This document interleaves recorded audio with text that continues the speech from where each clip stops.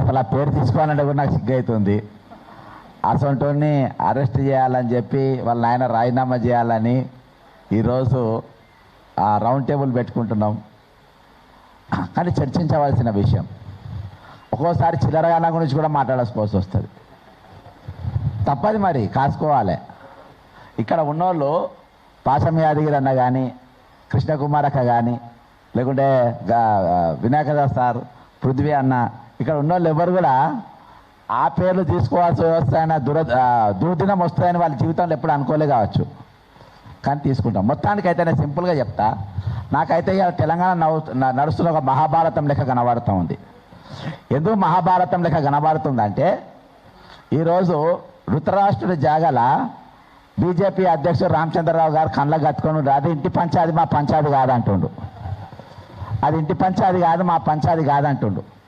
మధ్యలో ఒక నాబాలిక్ అంటే ఒక మైనర్ అమ్మాయి మధ్య నిలబడ్డది. ఆమె పైన రాళ్ళు పడుతూ ఉన్నాయి. ఆమెకు మద్దతుగా మనలాంటి బక్క చిక్కిన పాండవులు లెక్క మన మన మన వర్గం ఉన్నది. కానీ కౌరవులు 100 మంది ఉన్నారు. వాళ్ళ దగ్గర మంత్రులు ఉన్నారు, ముఖ్యమంత్రులు ఉన్నారు, బలగం ఉన్నది, తుపాకులు ఉన్నాయి, అస్త్రాలు ఉన్నాయి, అన్నీ ఉన్నాయి వాళ్ళ దగ్గర. ఈరోజు వాళ్ళకు దురదృష్టం ఏంటంటే వాళ్ళ తరపున ఈరోజు మగధ అని ఒక ఛానల్ అంటే ఆడామే మరి ఆడిదా గాడిదా అర్థమవుతలేదు నాకు. ఎంత పచ్చిగా మాట్లాడుతుందంటే అమ్మాయి గురించి అంత పచ్చిగా మాట్లాడుతుంది.